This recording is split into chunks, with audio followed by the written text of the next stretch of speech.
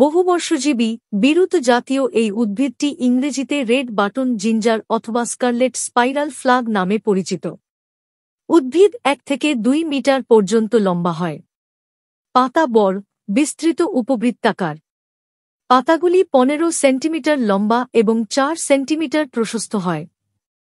এর পাতা চকচকে এবং কাণ্ড বরাবর সর্পিলভাবে সাজানো।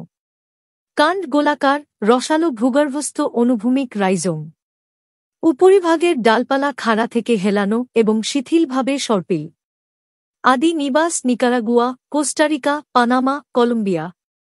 এর বৈজ্ঞানিক কস্টা স্পেসিওসাস উডসোনাই, এটি কোস্টেসি পরিবারের উদ্ভিদ।